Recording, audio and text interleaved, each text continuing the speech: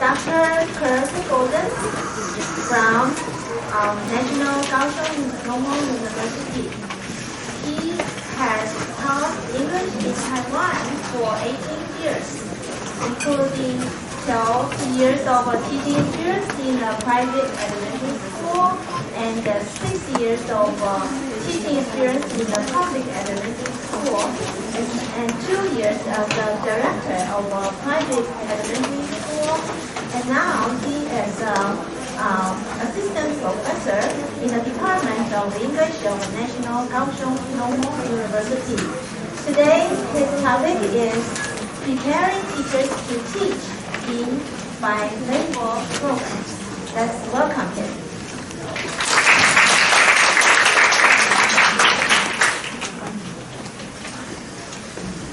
Thank you very much for that nice, warm introduction. Good afternoon, everybody.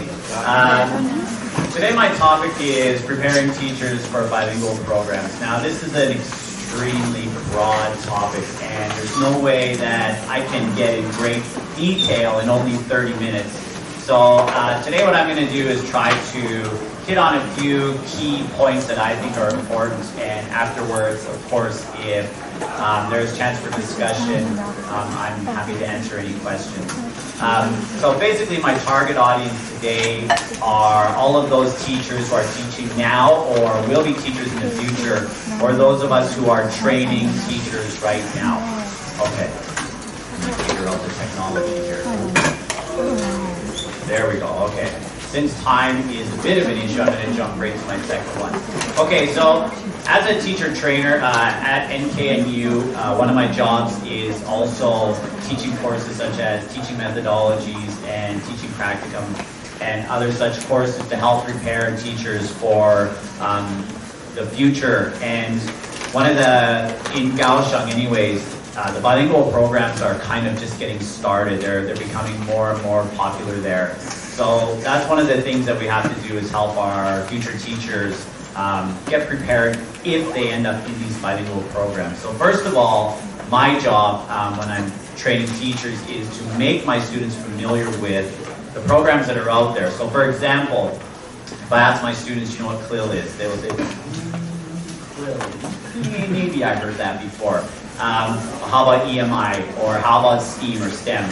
Same thing, they're not entirely certain what that means. So as a teacher trainer, of course, it's important to, first of all, let them know what's out there, because when they become teachers, they may end up in one of these programs. So today I'm not going to talk about definitions. You can look that up. That's something that you can learn on your own. And to be honest, everyone has somewhat of a different definition of these programs depending on the school that's running it and what their goals are. But basically what we've got out there is CLIL. Now, my interpretation of CLIL is we're going to focus on content, and we're also going to focus on language. So it's kind of a dual focus. And then we also have EMI programs where English is used as a medium, but maybe we're focused more on teaching content. And then, of course, we have immersion programs and STEM and STEAM programs out there as well. Okay, now before I get into the key part of my talk, which is preparing teachers for maybe content-based teaching programs, one thing that I like to do with my students is talk about teaching principles. And one thing I encourage my students is try not to look back at how you were taught, but try to think about how you want to be as a teacher in your own classroom, and try to create more of a communicative classroom. Because in the future, as we gear towards being a bilingual country or multilingual country, I should say, we need to use English in more authentic ways in the classroom. We need to create real life uses for English, and communicative-based classrooms will do that. So there are a few principles that I push in my classroom. One of the textbooks that I like to use with my students is a textbook by Brown and Lee, Teaching by Principles. Now, due to time limitations, I'll just briefly go through these. But these are the principles that I find are very important for teachers to promote in their classrooms for these bilingual programs that are running now. And the first one is automaticity. Of course, that's something that I think lacks in classrooms today, is allowing students a chance to use the language enough so that the forms, vocabulary, everything becomes automatic. The second one is transfer. So it's up to the teachers to promote this idea of transfer in the classroom, transferring the students' background knowledge into the classroom to help them learn English more successfully, using what they know about Mandarin or Taiwanese or whatever their native tongue is, and helping to learn English with that. And also dealing with negative transfer, interference, and things like that. The third principle we talk about is reward.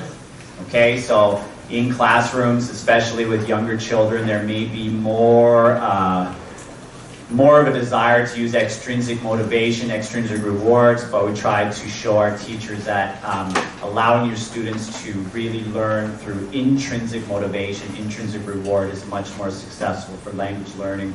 The fourth one is self-regulation. Of course, once you get to junior high school, senior high school, university level, our students should be independent learners. And that's the teacher's job to instill that in the classroom so that they're regulating their own learning, motivating themselves to learn, realizing how important it is to learn English, not to pass a test, but to use English outside in the real world. Okay, now the fifth principle is identity and investment. So creating this English learning identity in the classroom. Why am I learning English, and what is my new identity as I'm learning, and how invested can I get in my own learning process? Okay, the sixth one is interaction. So of course, all of these principles will tie into the bilingual program, using English in authentic ways, but interaction is very key. A lot of the classes that I've observed in the past, you see a lot of teacher-centered classrooms where the teachers are offering or presenting the material, students are repeating, maybe they practice a little bit, but this idea of interacting in the classroom using authentic forms, authentic language, I think is something that is very key in order to promote successful language learning. Okay, the seventh and eighth, language culture, is just this idea of creating this new culture. Now that you're learning English, you're an English learner, you've created a new culture inside of your classroom. And also learning to be empathetic to speakers of other languages as well. And the last one is agency. Agency is that idea of you are in control of your learning and you are the best learner that you can be. Now these 8 principles are typically used at the beginning of my teaching to teach my students that once you get into the classroom, it doesn't matter if you're in a CLIL classroom, an EMI classroom, STEAM, STEM, it doesn't matter. These principles are very important to promote language learning.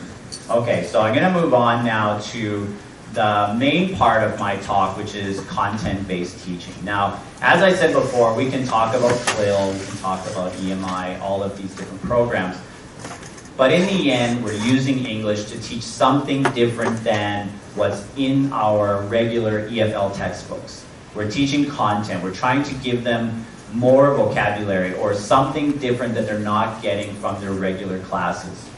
Okay, so just some previous research. Now, I'm not going to go through all these. I don't want to bore you to death and put you to sleep. But there is an overall general pattern with these studies. Now, I've read a lot of different papers on CLIL and EMI, and basically what you'll find is CLIL can improve enjoyment in the classroom. It can increase motivation. It can make them use better learning strategies. There's lots of different positive things that can happen. It can lower anxiety. However, in the end, there's usually 2 areas that can come up. And the first is teacher training. So teacher training can be an issue, especially if you're teaching content. So if you're asking an English teacher to teach science, is that teacher qualified to actually teach the content? And in a lot of studies they've done have shown actually this may not be the case. And the second is it's usually a case of the rich get richer. Those students in your classroom, which I like to call the bushy band superstars, those kids who have their private education outside of the classroom, they succeed in this type of class because they've already got the background vocabulary. However, those low proficient students tend to struggle a lot. And what happens is that Uh-oh. I've killed, oh, there it is. I got too excited. That gap really starts to widen between the high and the low proficient students. So it doesn't matter if it's CLIL or EMI, we seem to have this same thing. You can see in my last one. EMI courses in Taiwan have also shown to create high anxiety situations for students with self-perceived weak proficiency. So how you create your classroom is really important because you don't want it to be a case where, look, we're going to implement this content-based program, it's going to be great, students are going to learn all this vocabulary, but my lower proficient students are going to struggle very badly because they don't have the ability to keep up. Okay, so same with STEM and STEAM. They use STEM and STEAM both in America. They use it for their second language learners. And they have this problem as well. Teacher training, the teacher's qualifications may not match. And second, it's possible that the lower proficient students may struggle a lot. Okay, now I want to talk a little bit about my own research in CLIL and STEAM. And then I'm going to give some suggestions about what I will suggest for my own students if they get into this type of situation. So the first one that I did was last year is a primary school in Kaohsiung. We implemented an 11-week science class into a regular EFL program. So what I mean by that is this particular class, this particular school has 4 English classes per week. And what we did is we borrowed one and turned it into a CLIL class. And our content was science. And what we did is we taught them all about insects, so characteristics of insects, body parts, life cycles, things like that. And we lesson planned using the 4 C's of CLIL, which if you're in this room for the last presentation, we got a very detailed description of the 4 C's, but I'm also going to talk about them in a minute as well. And we also tried to make sure we had a lot of formative assessment on top of the summative as well. And our participants were 118 6th grade students. Okay, so what we found was I gave them a survey at the end of the course, and the survey was broken into 3 major sections. So the first one was enjoyment of having this science class. The second was about motivation to learn English, and the third one was their perceived learning. Now you can see what I did for time's sakes. I know I didn't have time to go through all the details, but I just kind of lumped them together into a group average. So the enjoyment levels were very high. About 90% of the students enjoyed having this kind of class, something different from their regular English class. Motivation to learn English in the future was also pretty high, 85%. The lowest one was perceived learning. Now this one was about 81%, but most of the students who selected a low opinion of their perceived learning, of course, were the lower proficient students. Now their perceived learning actually didn't really match the reality of how well they did. So if you can follow along on the left-hand side, the spelling is dark blue. There's a spelling section on their pre and post test, and then there was a content section, and then the yellow is the total score. So you can see in the pre-test section, the scores were very low. So we purposely chose scientific words that they had never learned before. I was in collaboration with the English teacher in the classroom, and we chose that content that they'd never ever seen before. And you can tell by the post-test, this was after 6 weeks of learning, the scores were much higher. And then what I did is after 5 weeks, the course was over, we gave them a delayed post-test. And actually we totally changed the test, we made it a little bit harder, but the content was the same. And the scores were still quite high. Even the lower proficient students were still able to pass the content section. Okay, now one that I'm working on right now is a STEAM program also in elementary school. And this one is going to be longer term, it's going to be the entire school year. And this one is theme and topic based. Now this ties into those teachers who are running this kind of bilingual program where they're not given their own materials. Maybe they need to create their own themes or topics. So what we've done is we've decided to choose 4 major themes. The first one is living things, and then the second one will be distance and speed. And then what we do is we create these lesson plans that have a balanced connection to STEAM. So if you're not familiar with STEAM, that's science, technology, engineering, arts, and mathematics. And we try to have a balance between all of the different subjects of course, using English. Now, target English vocabulary and structures are also stressed, so it's not just content-based, it's also language-based as well. And the participants are approximately 115 fifth grade students. So this is another program that we're running. Now, what I will do when I'm training my students is take these concepts of these programs I'm running and try to show them how to create their own lesson plans, create their own teaching materials. Now, as a teacher, when you go into the classroom, when you go into your school, basically there will be three options of where your teaching materials are going to come from. Obviously, you could have school purchased textbooks, everything's made for you, bought, it works great, here you go, teach your class. The second type is maybe the school provide you with some materials that they have created already.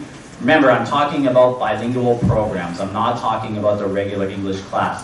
Or the third, which I've run into a lot, is that the teacher is responsible for making their own materials. Now, this can be a real struggle. I've been to schools where they were told, here you go, I want you to teach, I want you to match it to the Chinese content, go.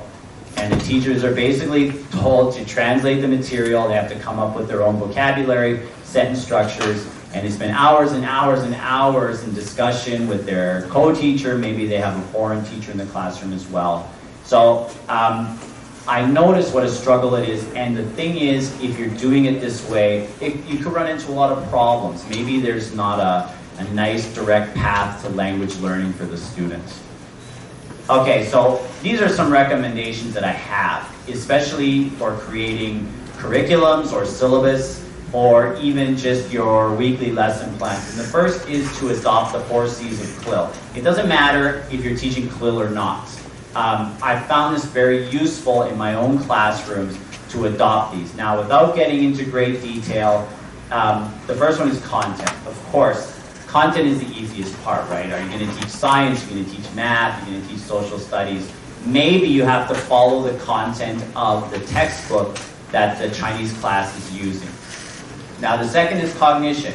Cognition, very simply, is selecting thinking skills that connect the content together. So after you've chosen your content, you have to ask yourself, what kind of thinking skills do I want my students to do? Do I want them to compare and contrast? Do I want them to predict? Do I want them to create something new based on what they've learned? These two need to connect together. And then the third one, of course, is communication, and this is the most important one for me, because this is the language they need to use and to be able to, they need to be able to use in order to successfully learn the content, but not only learn the content, to use it in a way that they can communicate with their classmates, communicate with their teachers. It needs to link the content and the cognition together. And a lot of the programs that I've seen or classrooms that I've been in, this is the area where it gets tricky, because I will see some random sentences that actually the students have never learned before, or maybe they're not carried over from previous lessons. So some thought needs to go into this section. And then, of course, culture. When we're talking about culture, of course, it's not just festivals and things like that. Okay, we're going to talk about America, so that means we're going to do Christmas. Yes, that's fun for students, but culture also means being what's called pluricultural, which is being empathetic for people from around the world. If you're teaching about living things, insects, animals, what is their value to society? Why are animals important? And other things like that. It's not just about, like I said, Halloween and Christmas, although they're fun. Okay, so on top of this, I also strongly recommend for my students and for teachers that you adopt the idea of 2 different types of language, especially if your focus is not only content. If you are also focused on language, you should separate the language into what's called content obligatory language and content compatible language. Now, what I mean by that is content obligatory language is that essential language for learning the content. These are the words, the structures they've never learned before, and this is something that's new. But the content compatible language, this is the language that supports the lesson. So these are the structures, maybe the words that they've already learned before in the past, and they are going to assist the students in their communication. Okay, now I'm going to give some examples. So here's an example lesson plan that I've done in the past, and this is CLIL based. So you can see over on the left, I got the time and the task. These are just common features of any lesson plan materials. But then I've got my content obligatory and content compatible section for each part of the lesson plan. So you can see this one was an insect lesson. So we've got words like insect, thorax, abdomen, singular antenna, and plural antennae. So we're teaching the students something they've never ever seen before.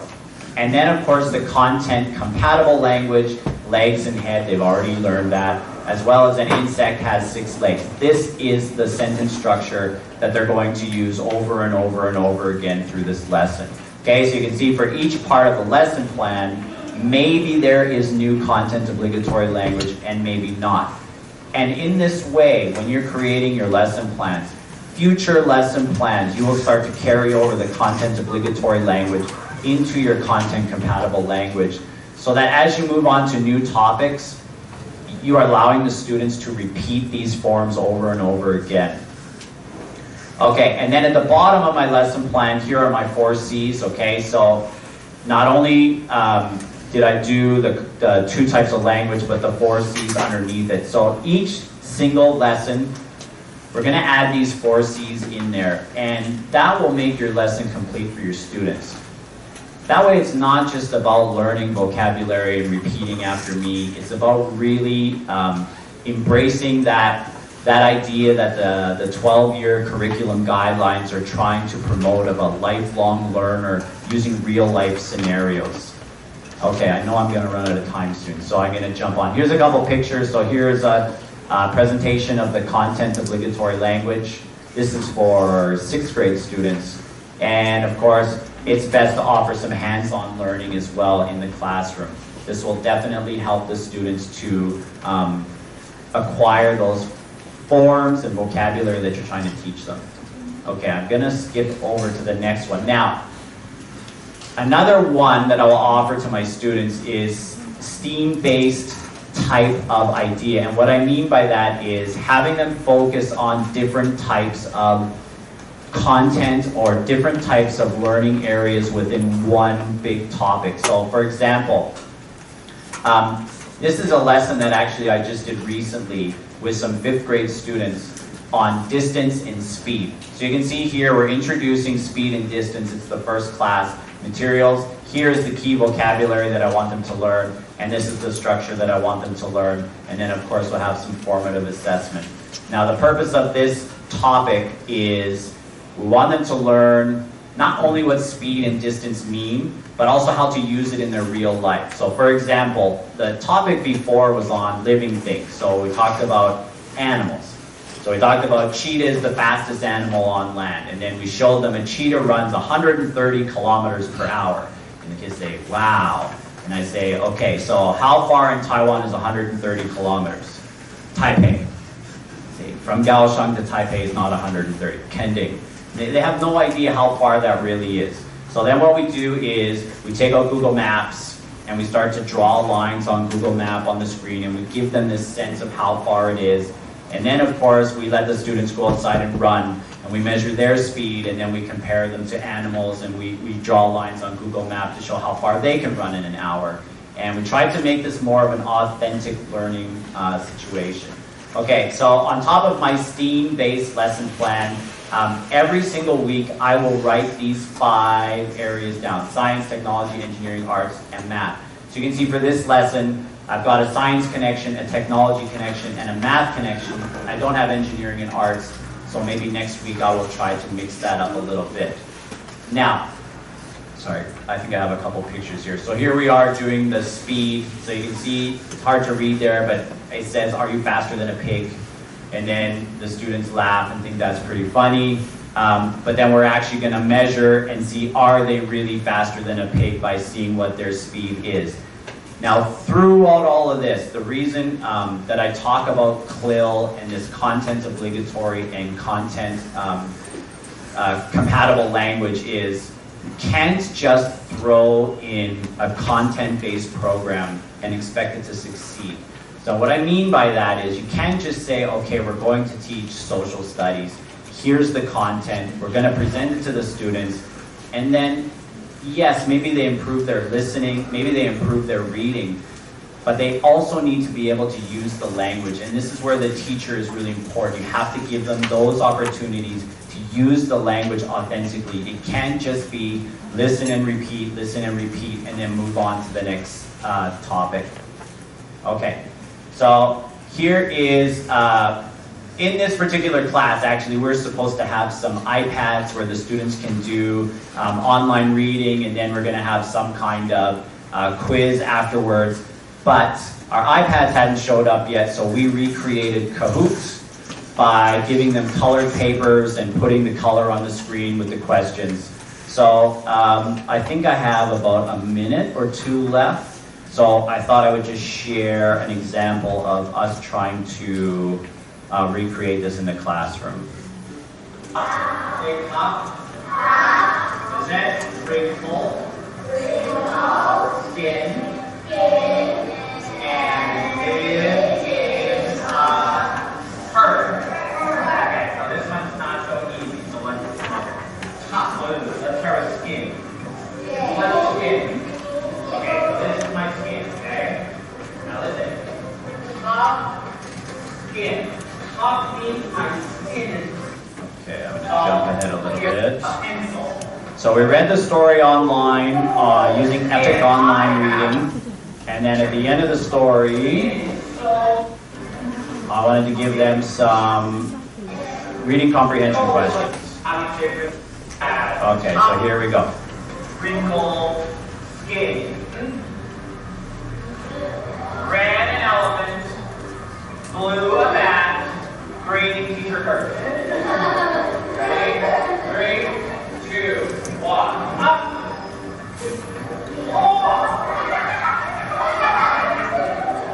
Up. Shell. We already said this word in Chinese. Red a blue whale, blue a panda, green and armadillo. 3, 2, 1.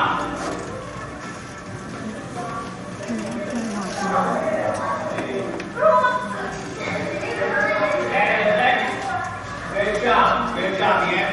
Okay, so just to share a little bit of what we're doing in the classroom. So I know I'm out of time. I have more, I see, thank you. I do have a few more topics to talk about. One would be whether or not they're going to be co-teaching in the classroom, because that is something that seems to be more and more of a trend, and maybe that will be co-teaching with a foreign teacher like myself, or maybe it will be with the content and language teacher together. So those are other topics that we will discuss in class, as well as using whole English in the classroom versus using some Mandarin and some English, and what are the benefits of both types.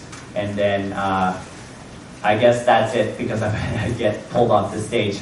But in the end, I guess the main thing that I'm trying to pass on to my students is that when they get into these bilingual programs, they need to have a really clear plan of what their purpose is in the classroom. And their purpose is to create this kind of communicative atmosphere where students can use the language in a way to really to benefit the acquisition of it, not just maybe simplifying it into listen, repeat, teacher-centered, something a little bit more interactive.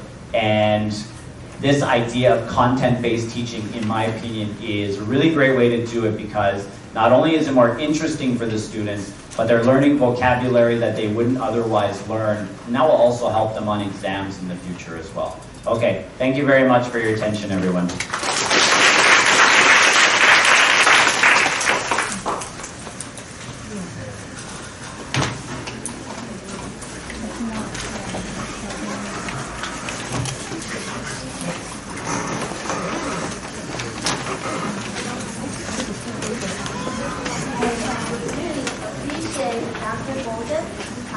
Give us such a very wonderful performance sharing, very organized, and also he has provided us abundance of experience sharing. appreciate you, Dr. Beaudin, and we hope that next time we will have some opportunity to invite Dr. Beaudin again to share us more topics related to the education. Thank you. And now, because of time limit, we really don't have the time for the Q&A. But hopefully, after this session, we can have some communication or interaction with Dr. Beaudin after this session. And now, I would like to present Dr. Beaudin appreciation. 现在我们要致赠感谢状给柯教授，请主持人黄院长致赠感谢状。Now we would like to invite moderator Taichung to present a certificate of appreciation to the speaker.